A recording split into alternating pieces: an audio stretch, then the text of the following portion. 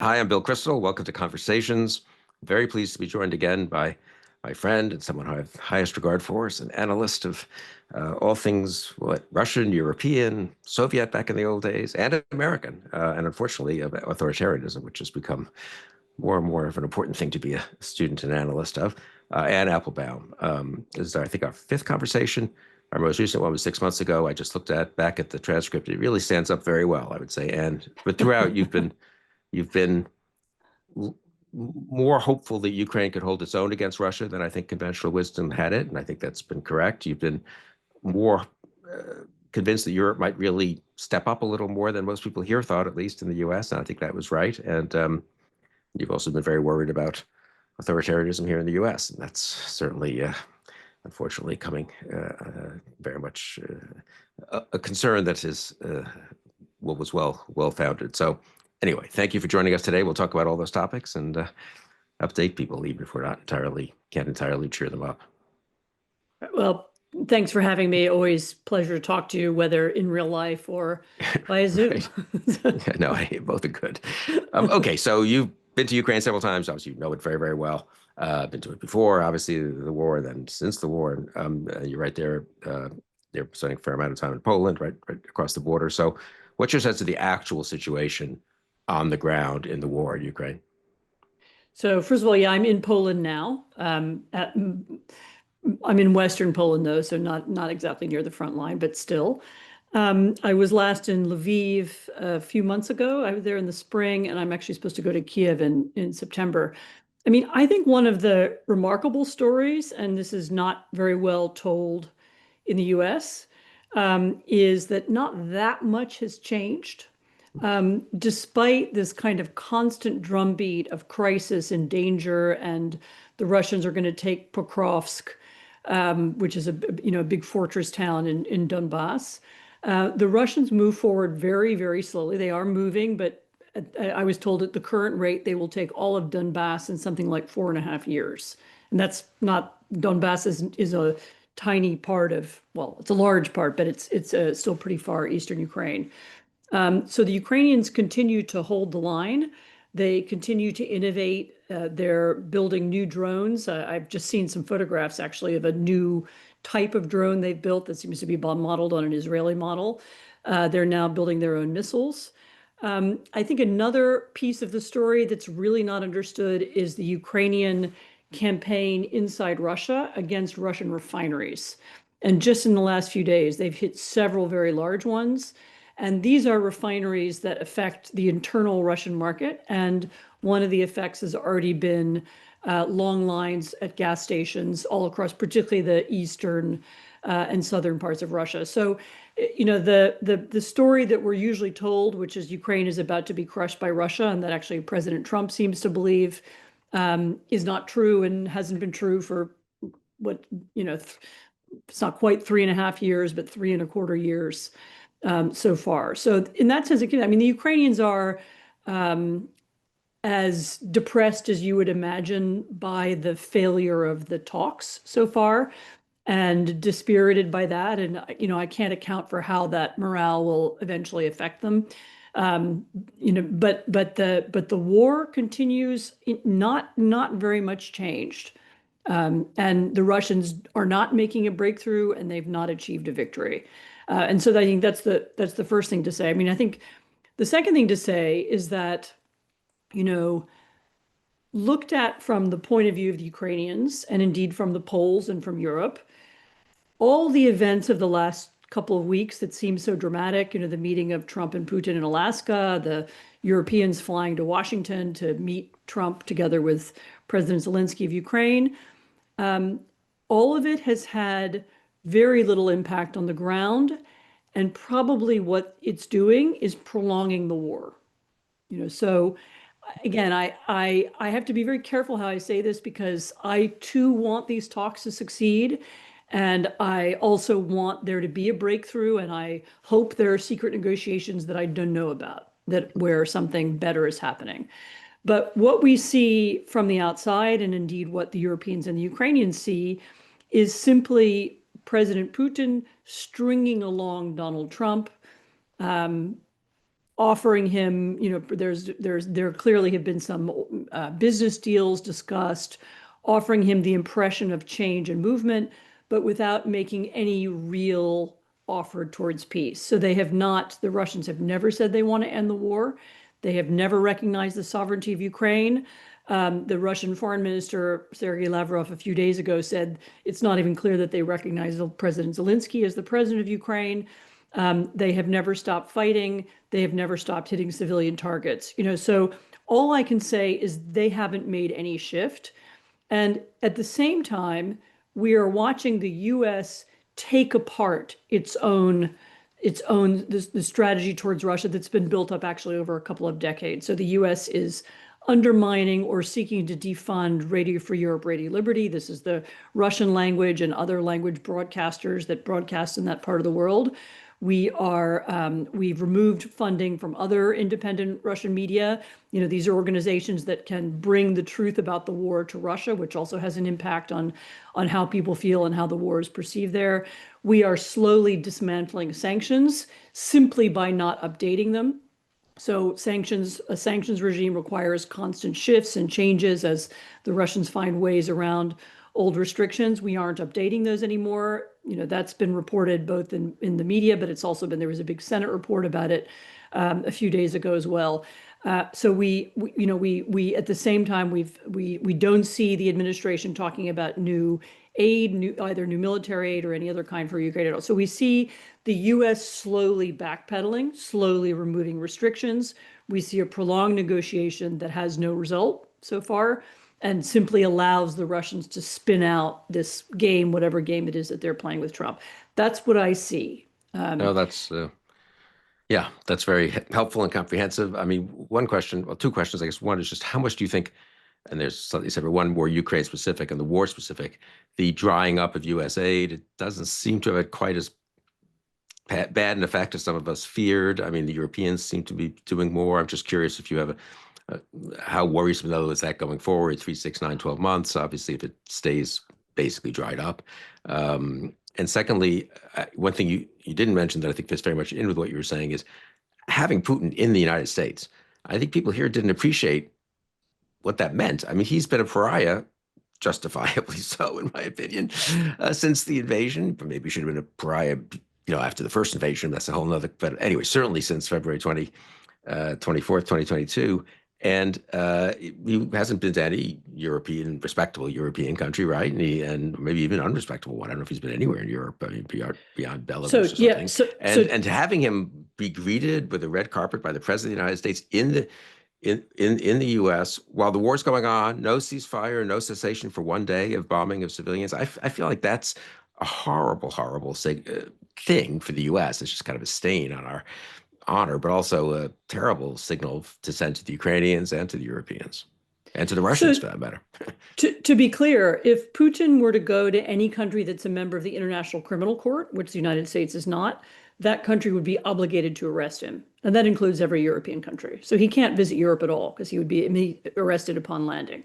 And the fact, as you say, that he appeared in the U.S., that American soldiers physically rolled out a red carpet for him, which I haven't seen them doing for Zelensky, indeed, or President Macron or anybody else. The fact that he was received with this expectation of an elaborate lunch and so on, which, by the way, he didn't stick around for. The fact that he was apparently rude to the American president, for which he seems to have paid no price either. I mean, all that is, from the European point of view, and really actually the international point of view, pretty extraordinary. I mean, and it has started once again all the questions and conversations about what does he have over Trump? Why is Trump a supplicant towards Putin? Why is the United States, which is a much larger, much more important, much wealthier, much more powerful country, why do we appear to be sucking up to Russia? And I don't, we have analyzed this many times back and forth. We've heard all the possible explanations, and none of them has ever really made any sense. I mean, none of it really adds up. As for Europeans, the first part of your question, so yes, Europe now, I mean, actually, this has been true for a while. This has been true for more than a year. Europe in total gives more money to Ukraine than the United States does, and that's both money Ukrainians now have their own industries, and so the Europe funds a lot of the drone production, for example, inside Ukraine, or some of it takes place outside of Ukraine in neighboring countries. So the European money, both producing weapons and giving them weapons, is now much larger than the U.S. Plus, there's other kinds of economic support and so on. European and I think there was a kind of Czech-led project to collect ammunition from around the world. That's had an impact. And so there's no question that Europe is now the more important source of aid, military aid and economic aid for Ukraine than the United States. I mean, the United States still has a couple of key capabilities, and one of them is the US satellites and intelligence that make a big difference for Ukrainian drones and targeting and so on. And there are a few handful of US weapons that would still make a big difference in this war, mostly long-range artillery of different kinds. I mean, actually, a lot of the stuff that we all thought would be very important earlier on in the war, like tanks, turns out not to be that important.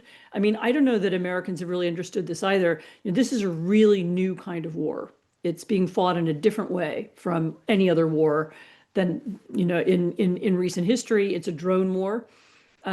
Within 10 kilometers of the front line, nobody can move without being seen. So a tank or a truck or anything that crosses into that zone is immediately spotted and can be hit. So the reason it's very difficult to move one direction or another, and some traditional weaponry that you thought would have made a difference, like, as I said, tanks, armored cars, and so on, are less. They're not useless, but they're not as important as they are. So the things that really matter, Ukraine does have, and in many cases is now beginning to develop and produce itself. By the way, when the war is over, the world's greatest producer of drones and the most important possessor of the most cutting edge drone technology is going to be Ukraine. I mean, the resourcefulness and inventiveness of the Ukrainians under unbelievable pressure, obviously, and with difficulties, is really kind of, I do think that's sort of appreciated now, I think, maybe now in a way that the U.S. aid has dried up to some degree and a considerable degree. And also, as you say, some of the early things that everyone was focused on, the tanks and all, some of them got delivered, some didn't. In any case, they don't seem nearly as important. And it is kind of an amazing story. I guess there are other comparable stories, and obviously there are in world history, but I don't know. This is pretty striking, isn't it? I mean, it's essentially the reinvention of the Ukrainian army and the Ukrainian military industry during a war. I mean, I suppose that does happen during wars. right. We invented. I mean, the United States invented nuclear weapons during the war for the purposes of the war, and the Germans actually during World War II invented long-range rockets. In the same way. So it's not unheard of, but. As I said, I don't know that the scale of it is understood. I mean, I don't want to be Pollyanna-ish. I mean, the Russians also innovate. They copy the Ukrainians. They still have much greater scale. They have a wider and deeper production, and so on. So they still have huge advantages. But the fact remains that we are more than 3 years into the war, and the front line is barely moving. I mean, by the standards of wars, it moves a little bit, but there's not the collapse of the front line that people were predicting 6 months ago never happened, and we're now at the end of the summer. So fighting will slow down as the weather gets worse. Yeah, and in the Ukraine's case, the innovation is as there have been invaded and have territory conquered and are fighting right there. Whereas I don't mean to minimize our achievements in World War II or other countries, Britain, Germany, et cetera, but we weren't, partly occupied and weren't being, Right.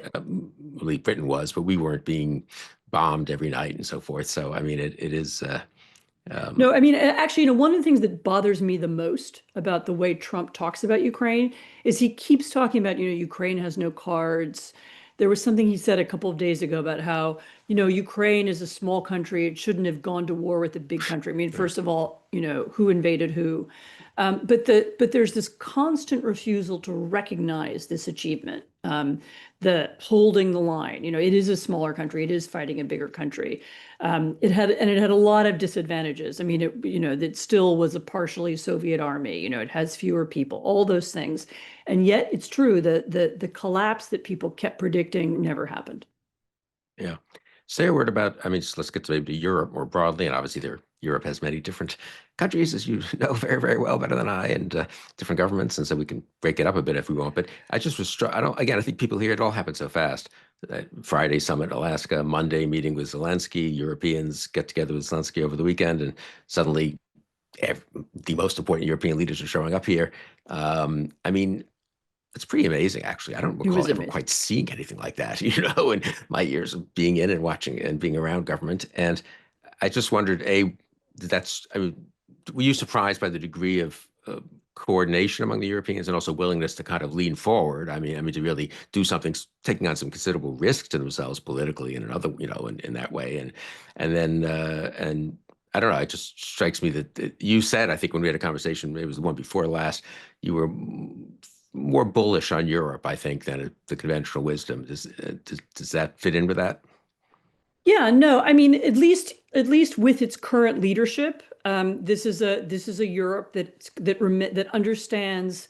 It's not just that they back Ukraine because the Ukrainians are nice. They understand the stakes, the stakes for them, the stakes for their own security, but I think they also have, as a group, understand the depth and danger of the change inside the United States. And this again, I don't know how to translate this for Americans, but you are right. I mean, the idea that, well, what was it, six or seven leaders of large European countries on the spur of the moment in the middle of August, which is like everybody goes on vacation in Europe in August. It's like that's part of the deal. All were so alarmed by what they saw in Alaska and by what they feared might have been happening in Alaska behind closed doors, that they all got on their various planes and came to Washington to make sure that President Zelensky wasn't bullied by Trump and Vance again, like he was back in February. I mean, it was a piece of diplomatic coordination on a really unusual scale. And as I said, it shows not just their understanding of the stakes of the war, but also their understanding of the profound change in Washington. And none of them will say this publicly, and I understand why, and I don't wish them to do anything else. I mean, they're all still talking about how wonderful President Trump is, and they have full of compliments when they see him and so on. And I understand why that's happening. But believe me, people are horrified, and they're horrified both by the Trump Alaska meeting, but also by the domestic politics inside the United States, which look like nothing anybody in Europe has ever seen before. They're horrified by the language that comes out of the administration, from whether it's from Vance or from the people talking about tariffs. I mean, the tariffs are a background to this story too. And they're aware that this shift is so of such scale and of such importance that they need to coordinate in a way that they hadn't ever felt they needed to do before. I mean, nobody ever before thought of the United States as an antagonist. I mean, people didn't like that. Plenty of people are anti-American, or they didn't like the Americans, or they were annoyed by them, or they disagreed with their policies. But the idea that the United States might be an antagonist, a country that is seeking to undermine Europe or break up the European Union or damage NATO or damage the security of European states. This is brand new, and everyone is still getting used to it. Yeah, I mean, some friends of mine get annoyed when the Europeans are so nice to Trump. It does have a slightly deleterious effect on, frankly, on those of us in the U.S. trying to be to warn people about how bad and Yeah. alarming Trump is, because of course it cuts the other way. I always say what you said, and I think it is right. They have actual responsibilities running a country, and they have to do what they think is right in terms of not only their own country, and that's obviously important, but also in terms of really helping Ukraine and Trump's going to be president for the next 3.5 years. So people like me can say this is horrible, but they have to say, oh, we can make it work, I guess. But you're saying, I'm just curious, I mean, you're saying they understand, A, and B, I'm curious if that goes beyond this particular rung of leaders to, sort of a European elites more generally, and three, and relatedly, I guess, C, and relatedly, how how good do you feel about the general political situation in Europe? There've been these spurts of alarm, maybe justified, about the far right and AFD at one point, and then other countries have their own feels to me like that's subsided a little bit, but maybe that's just because there's an election, in the next month or two. I don't know. I mean, so generally, give me your sense of that in Europe. So yes, it's widespread. It includes the UK. It includes, I don't know, people like the Poles and the Czechs and the Romanians. Everybody, however they feel about it, whatever kind of government they are, including the far right governments, they understand that there's been a seismic shift, and everybody's seeking to adjust to that shift and to figure out how to cope with it. And so there's no one who thinks differently. So that, maybe some like it. I mean, Viktor Orban in Hungary presumably likes the change in the United States, and he's hoping to profit from it. But he too understands the scale of it. So nobody really doubts that. I mean, as for the stability, I mean, I don't want to make a general statement because these kind of go election to election, and each election is different. I mean, there is no question that there is in every European country. I don't, maybe one or two exceptions, but almost none. There is a far right, which is pro-Russian, and which in some cases has been funded by Russia or amplified by Russia on social media, or has had some special relationship with Russia or with Russian propaganda, just like in the United States. Some of those parties are flirting with or experimenting with MAGA techniques, so they're watching what works in America and they're seeking to bring those tactics to Europe. So you see some of that too, sometimes successfully and sometimes not. I mean, I think the Nigel Farage's party in the UK is trying that. In Poland, we have a party that kind of far right party, which is also seeking to do the same. And you can see in some cases, direct imitation. And of course, the degree to which those parties have influence and power, they are dangerous both for European solidarity around Ukraine. They're also dangerous for the persistence of and power of European institutions. I mean, Europe functions when its leaders are most in agreement. And I think we may well get later in the next year or two, we may well get new kinds of, I mean, they're already talking about a coalition of the willing. So the group of European leaders who came to Washington speak of themselves as a coalition of willing. So they're not NATO, they're not the EU, they're a new thing. And I expect that to last and to become a way of doing business. I mean, okay, Viktor Orban doesn't want to join us, or I don't know, some newly elected leader somewhere else gets cold feet. Well, then the coalition of the willing is going to move forward anyway. And you're going to see a lot more of that action. I mean, they do understand, I think, the need to work together. I mean, everybody now has the feeling in Europe, that we somehow missed a moment, right? So we now have the US as a quasi-authoritarian power. We have China as an authoritarian power. We have Russia as an authoritarian power. And Europe, unless it acts jointly, and unless it finds a way to channel its economic strength, I think the European Union as a single thing is the largest economy in the world, largest or second largest.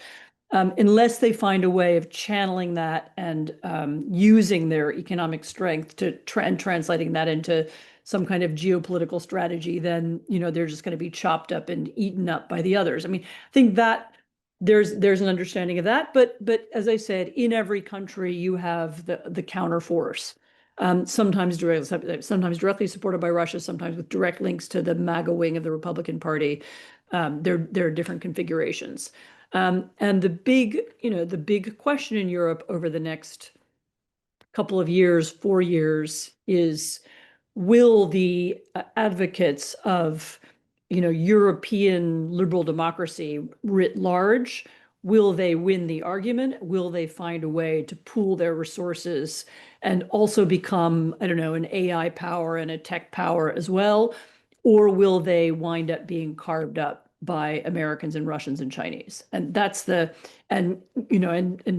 will these far right parties play a role in that destruction? And and as I said, I don't want to, I'm being very general because the little, the tactics and the nuances are different in every country, but that's actually now the central argument in European politics. No, that's very interesting and very helpful actually to put it in a way not in the weeds, but in a bigger sense, but in a true bigger sense, in the sense that they are, I think, they themselves are thinking beyond the weeds, if I can mix metaphors here or say it awkwardly, you know what I mean? They've managed to pull themselves out. That's one of the things that was impressive about that meeting, pull themselves out of their own national and parochial and, issues with this and that. And suddenly they seem to be more than I would have expected, honestly, presenting a kind of united front. I mean, you've got to think at some point, if we remain rogue or semi-rogue, let's just say even if only semi on the side of the authoritarians, at least on the side of Putin, if not maybe China as well for that matter, there's so much pressure on them. I would think internally, I'm surprised, let me put it this way, I'm surprised more politicians haven't risen up internally who say, look, we can't do this. I mean, we cannot be fighting Russia, in effect, opposing Russia and China, and the US is not really with us. I mean, we're not that big and we're fractured and they're powerful and they're ruthless. And why can we just go back to kind of a certain amount of, business as usual, energy policy, you can, right? It wouldn't be Sure. crazy to have, I mean, it wouldn't be an honorable way to No, go and it would the ultimately be threat, self-defeating, but but I mean, it well, wouldn't be the threat is that they don't keep their sovereignty.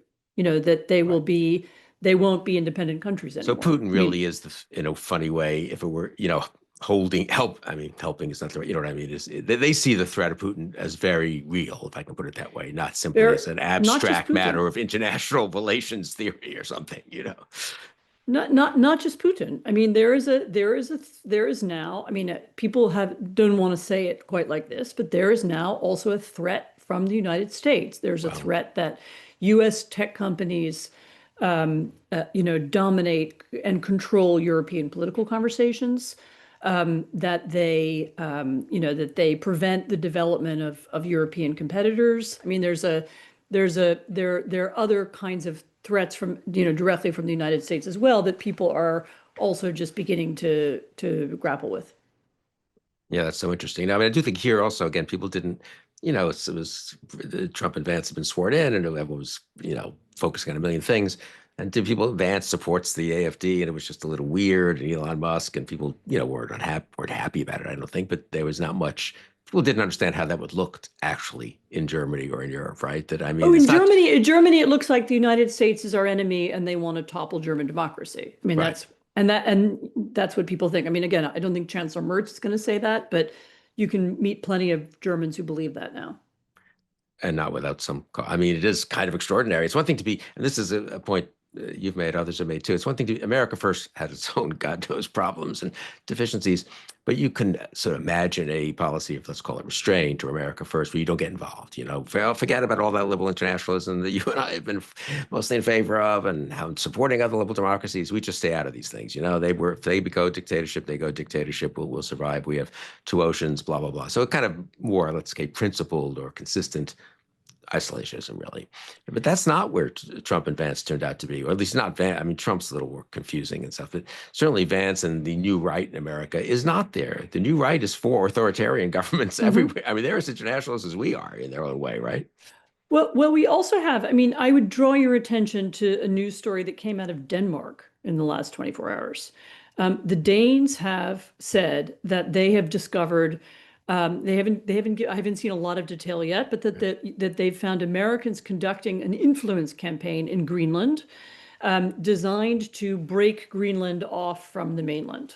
Um, and they have, they're summoning U.S. embassy. I'm not sure there's an ambassador there yet or not, but they're demanding explanation. So, this is a concrete example of some kind of U.S. covert campaign that's designed to undermine Danish democracy and the Danish government, and Danish sovereignty in order to achieve something. I'm not sure what with Greenland. I'm still not 100% sure what the goal is there. But this is the kind of story that will change forever the way the United States is perceived. I mean, I was in Denmark a few months ago, and it's already happened there. The Hmm. idea of the United States as like our benign friend. I mean, I think the U.S. was the biggest Danish market.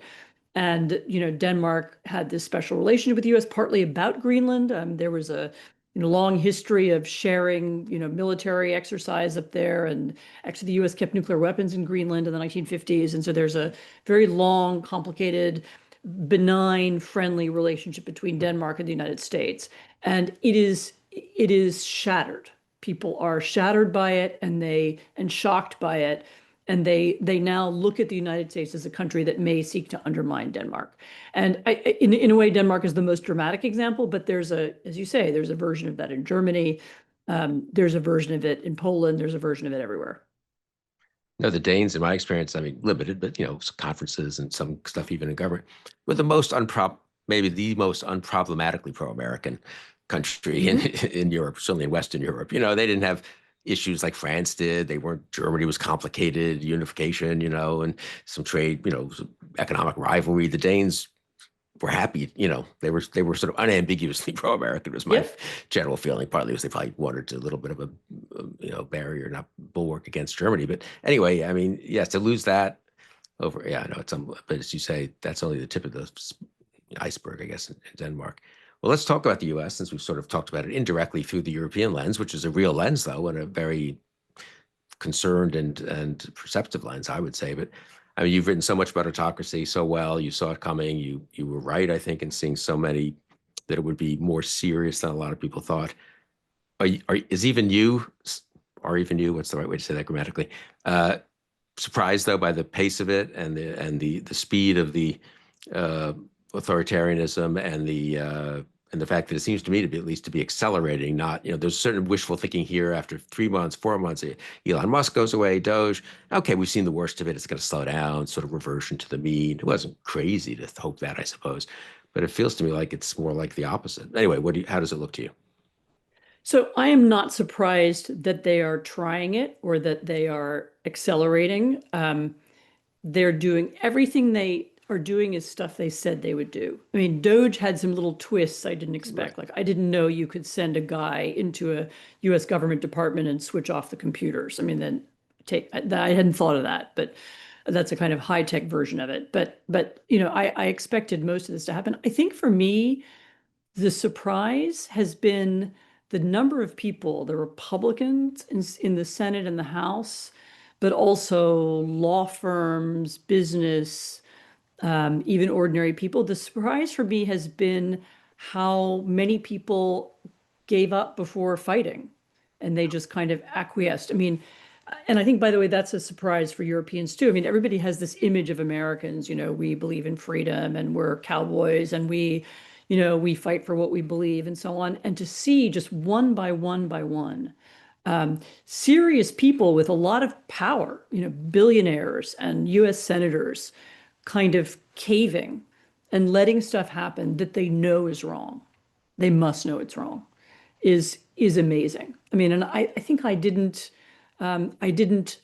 appreciate how few barriers this Trump assault would take. I knew the assault was coming, but I assumed there would be more resistance. By resistance, I know that there are people protesting. I know that there are a number of Democrats in the House and in the Senate who have been brave and open, and of course, all the great Democratic governors and so on. I'm not saying that what surprises me is, the rich people.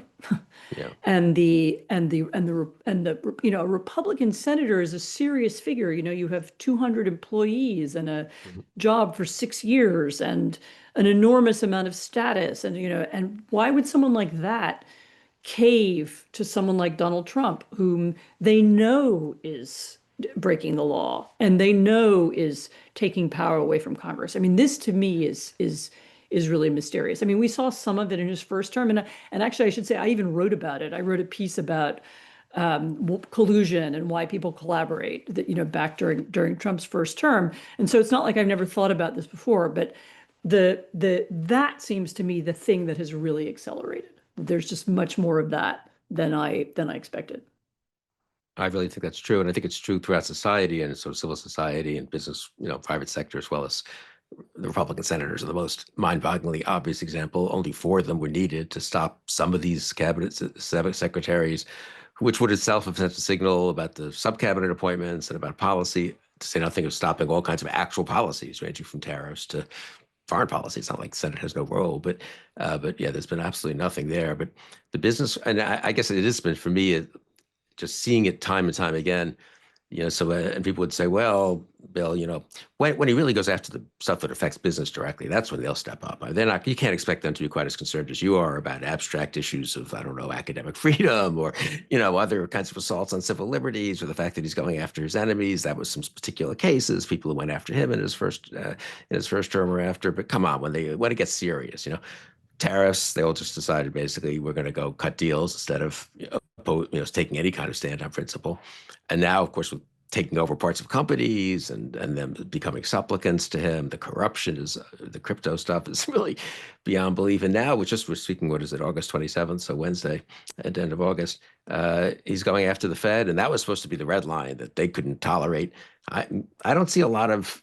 I mean, you can understand if you're running actually Citibank right now, maybe you think you can't afford to take on Trump. That's itself a statement about capitalism and its limitations in supporting freedom, I would say. But what about former secretaries of the Treasury, former Federal Reserve governors, big shots, of all kinds? I am kind of we doubt, honestly, here in the U.S., I don't know what you've been here this summer. It's sort of just taken for granted that they're not going to speak up. I said this on a call this morning with a bunch of people who were anti-Trump. Where is everyone? I mean, they could say maybe they wouldn't have that much effect, but it wouldn't be nothing if 3 former secretaries of the Treasury said this is totally unacceptable. If 10 former Federal Reserve governors appointed by both Republicans and Democrats said it, right? I mean, crickets, really. Yeah, no, I think that's partly a phenomenon of people being afraid of being attacked and being doxxed, or, there's the fact that MAGA controls a part of the social media, um, uh, whatever we're calling it, the social media world is part of it. And maybe people are physically scared too. I mean, I know a lot of politicians are, and that's part of the explanation for their weakness. But you're right. I mean,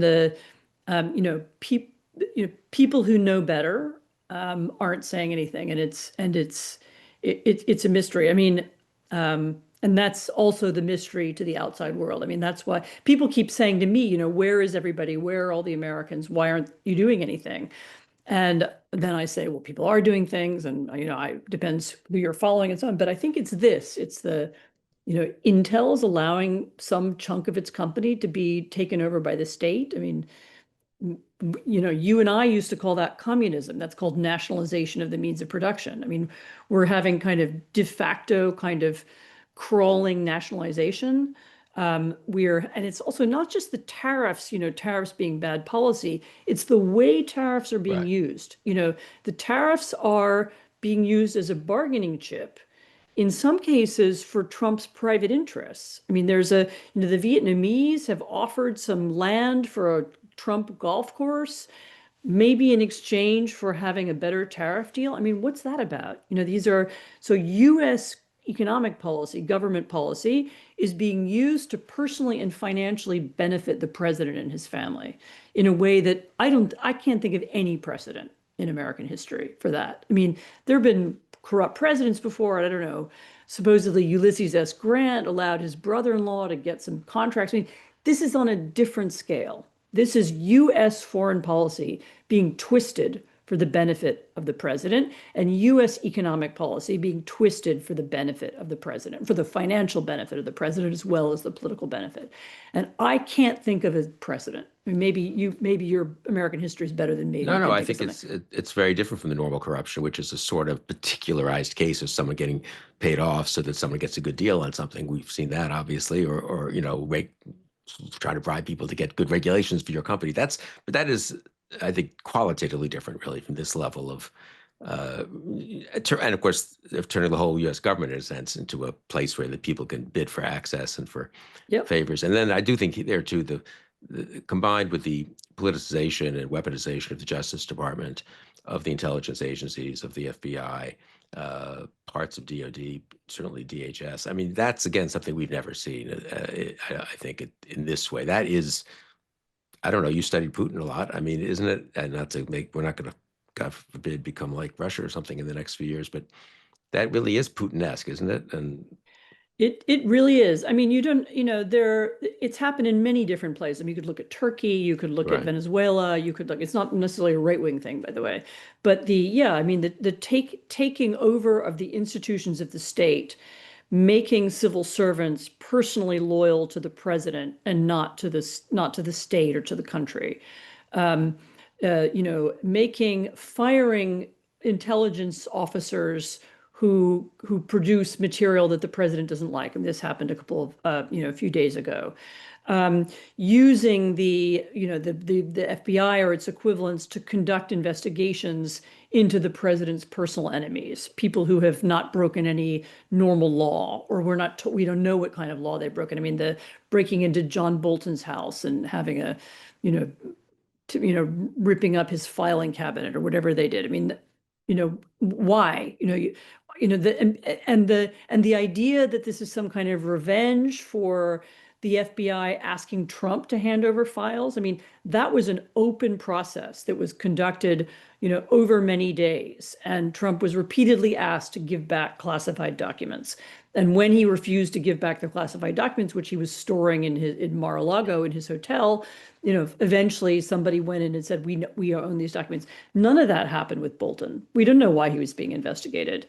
And we do know that the head of the FBI tweeted about this investigation. So the politicization of these. I mean, it is like this is a textbook case of how democracies go wrong and how countries become authoritarian, or how people lose their rights, is when you politicize agencies that are supposed to be neutral, when there is no rule of law, and instead there's rule by law. Rule by law means that the law is what the president decides it is. So instead of having courts that make decisions based on the Constitution, instead of having an FBI that investigates people based on whether they think they broke the law, instead you have this personalized and politicized organs of the state. And that is completely un-American. It's completely undemocratic. And again, I imagine in this case, I'm sure there are precedents in American history. For example, in the South, in the 1920s or in the late 19th century, I'm sure we could find at the state level this kind of politicization. Huey Long's Louisiana, for example. But at the federal level, we have never seen anything like this, and it is a dramatic shift.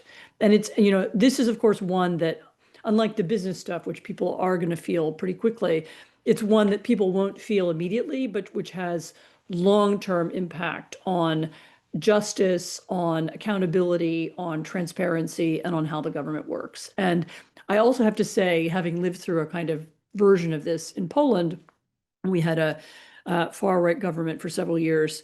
It is going to be very hard to fix. It's very hard to fix. Once you fire all the people who worked for the Department of Justice because they believed in justice, and you replace them with people who want to be there because they want to make money or because they're loyal to Donald Trump, it's going to be very hard to bring you back to where you were, because who's going to want to work for the Department of Justice anymore once it's a body of politicized, I don't know, time wasters. So, you're cutting out a whole class of people, a generation of people who worked for the government out of civic mindedness. And you're replacing them with people who are working out of venality. And it is going to be very hard to bring the civic minded people back. And I've seen happen in here and elsewhere. And so all that is to me deeply disturbing. And I mean, I think you might also want to spend a minute thinking about the difference between how ICE is being created, the new ICE, as opposed to how the FBI was originally created back in, beginning of the last century. The FBI, which has been a very flawed institution, this is not an advertisement for the FBI, but from the beginning, it was meant to be the people who were recruited for it were told they were civil servants. There was this idea originally, they were kind of this straight cut, square jawed G-men, and they wore suits, and they were trained in a specific way. And again, they violated that, and their mistakes were made. So I don't. But the DNA of the FBI, and the reason why even in some of its worst years, it continued to attract again, civic-minded people, was because that was the culture of the institution. Look at the way ICE is being created. ICE is the opposite of that. So people are allowed to wear masks. They don't wear badges like normal police. They're being recruited in a political way. There being these ads are being put up saying, join, essentially, I mean, I'm paraphrasing, join ICE if you want to be tough and beat people up. And you're creating a kind of almost like a paramilitary organization, which doesn't have a culture of rule of law and isn't loyal to anybody, again, except for the president. And this is, again, I'm sure there were Southern, police force in Alabama in 1920 might have looked something like that, or even more recently.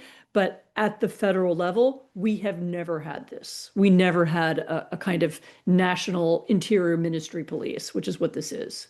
That's something you associate with communist countries, with fascist countries, or with countries that have very, very different political traditions. No, it is really startling. And of course, one problem, so just picking up what you said about it, not only have you lost all these people from government and lost the culture and the traditions, you now have these people embedded. And so let's assume the most wonderful person, whoever it would be, is elected president. There is a fair election, or fair enough, and Trump loses, and whoever, someone succeeds Trump. Could be a anti-Trump Republican, it could be a pro-liberal democracy Republican, it could be a pro-liberal democracy Democrat, could be a coalition ticket, whatever. What do? I mean, people do not appreciate this. One friend of mine, an acquaintance, was chortling a little, well, the Justice Department's just being stripped of all these people. How are they going to function? What? They're filling those jobs, but they're filling those jobs with loyalists, and maybe they're not quite as competent, and they're not quite as good lawyers, and the work product declines some, but they're going in, and they're going to be there. Now, I suppose the new president can. This is kind of a classic, isn't it? Central and East European problem. I mean, do you come in and do you clean everyone out? But then, what do you have? Like millions of discontented peoples, many of them ICE types who are, armed and have been armed. Do you try to work with them? I mean, the degree of, as you say, going forward, and this is what I wanted to ask you in a way, was sort of how I want to ask you about how far along are we on this road towards authoritarianism? I guess I'll just call it towards autocracy. We're far. I mean, there isn't And like a also, moment. where does this go? Kind of. I mean, in the next months and years. So there isn't like a moment when we say we've crossed a line and there's no return. And nor do I want to give people the idea that, it's all hopeless and there's nothing you can do about it. I mean, we still have the Bill of Rights, and we still have plenty of good people. And at the state level, there are even some fantastic people. And I suspect even deep in the federal government, there are good people too. And in theory, we still have Congress and we have the other branches of government. So it's not as if it's hopeless, but I think Americans need to understand that this trajectory is not unfamiliar. Like, we've seen it in other places before. It's not, there's nothing, we like to think of ourselves as exceptional and so on, but actually the way we're going is following a known path. And that known path leads also to other known places. It leads to falsified or rigged elections. It leads to imbalances in the system whereby, I don't know, I mean, here I'm making, I'm inventing possibilities, but whereby, I don't know, the federal government could put pressure on donors to the Democratic Party, could make it hard for Democrats to run election, could seek to create an unfair playing field, well, we've seen this already, begin to put pressure on media to report things are right in a different way. Once the federal government has those kinds of powers, or the authoritarian government, then it becomes much harder for the other side to compete. And so the earlier we attempt to stop it, and the earlier people recognize and name what this is, and develop a strategy to fight against it, the easier it's going to be. Because the farther you go down the road, the harder it becomes to turn back. And also, I mean, people started to notice this recently. I've seen it also leads to much greater possibility of civic unrest. I mean, it's not simply that they take over, quote, they take over everything. It's that there's resistance, but then there's countries start to split up. I mean, it's not, people, you can't even imagine it in the US these days. The Civil War was a long time ago, but it does look a lot like the 1850s, a period I once read a little bit about, and it comes back to mind now, of just, at some point, Illinois and California may have irreconcilable differences with Texas and Florida in terms of how the country should be run. And again, which side the federal government is on then becomes extremely important. But you really do get a question of, are laws enforced across the country in an equal way, and who controls which police forces? And we have a pretty good tradition. We have a complicated federal system, but a pretty good tradition of uh, not having one force fighting another force, right? I mean, but that has happened. That does happen in countries. It's not like that's never been heard of in human history, right? So it's people don't have enough imagination, I would say, sometimes in thinking about where this could go. Sadly. No, I mean we are really lucky. We're a lucky country. We belong to a lucky. You and I belong to a lucky generation. Yes, I agree. We lived in an era when it felt like democracy was flourishing and spreading. We got used to that idea. Our country became more democratic in our lifetimes. It became more fair. Certainly since, I was born in the 1960s. I mean, since then, the country in many ways has transformed. And so we got used to the idea that it would always be like that. And it's really important that people understand that we've hit a big turning point. I mean, that Americans come to the realization that the Europeans have, which is that this is very different, it's very new, and it requires new ways of thinking. Well, that's a good, I think, important note to end on, and a good challenge to us all to think. I do very much of this cliche, that wonderful line of Lincoln's in his first inaugural, I believe, but first message to Congress, I think, at the end of 1861, we have to think anew because conditions are anew, whatever. It's much more eloquent than I just said it, but and he meant it, I think, and he did a lot of things that really, we think of him as preserving the Union and the Constitution, which is true, but also huge amount, of course, leaving aside the Emancipation Proclamation and winning the war. But I mean, many, many things he did were not. It was a kind of refounding of the republic, and I don't want to get too, rhetorical or whatever. But one almost thinks that there has to be a little more thinking. I guess the way I would put it. It's a tricky thing. Jonathan Last made this point. I'll close by asking you this the other day, which is it's tricky to at one and the same time defend the institutions that have to be defended, even though they're flawed, even though they've messed up in some ways, because the alternative is so much worse. So you have to defend, Justice Department wasn't perfect, the FBI wasn't perfect, the health services weren't perfect, but I mean, compared to what's on offer here, they need to be defended. But you also do have to have a path forward that can't just be going back to this. No, we can't go back. No, they need to be defended and reimagined. Yeah. We will have to after Trump, assuming there is an after Trump, there is a different kind of leader next time, we will have to have a different kind of Justice Department. We will have to rethink what it does. What does the FBI do? By what rules does it operate? All those things are going to require an enormous amount of creativity and imagination.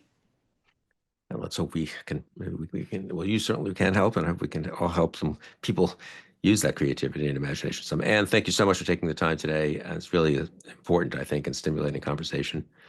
Thanks. Always, and be well. Always a pleasure. I'll see you soon in person, I trust, here in DC or elsewhere. Yep. And thank you all for joining us on Conversations. If you enjoyed this video and would like to see more like it, please don't forget to like and subscribe. Your interest in this program means a lot to me. I appreciate it.